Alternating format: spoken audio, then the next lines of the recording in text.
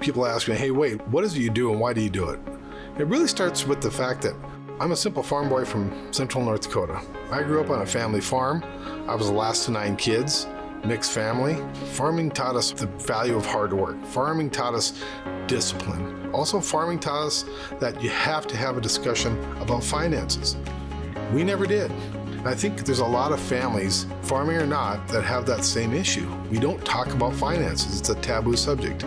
My father passed away when I was 13 years old. 6 months before that, the banker told my dad to get rid of his life insurance because it was an expensive premium to pay. How expensive was it not to pay that premium?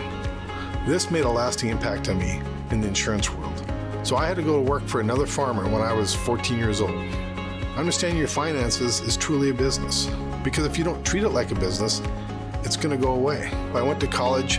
I love numbers, love math. I was actually going to be an engineer, but I found that I had more of a passion to be in the insurance business, in the financial world. I saw what not having that discussion did in my family. I had 2 brothers pass away.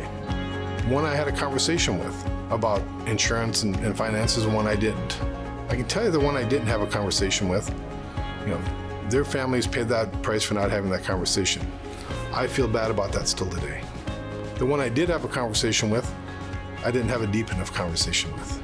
I didn't have a passionate conversation with them.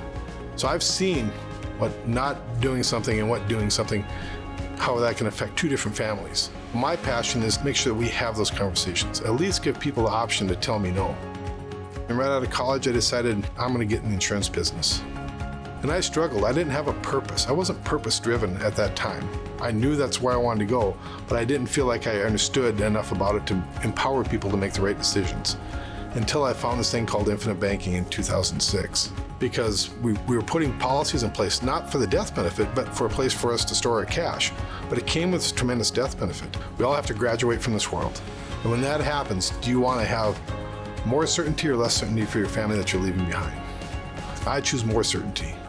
And again, if that's your values, if that's what you look forward to, then we have an alignment of values and definitely can work together. And once you have that taken care of, then it opens a lot of doors, because once you have freedom of time, that'll allow you to volunteer for Boy Scouts, that'll allow you to be a coach. I want to teach clients how to take and use properly structured life insurance to take control of the banking function in their lives. I want to show them the freedom that they're going to have when they're the ones that are in control. Because if they're not in control of their finances, somebody else is. I want to teach a whole new crop of individuals, agents, and I want to mentor them on how to use the infinite banking process correctly so they can make as big an impact as possible.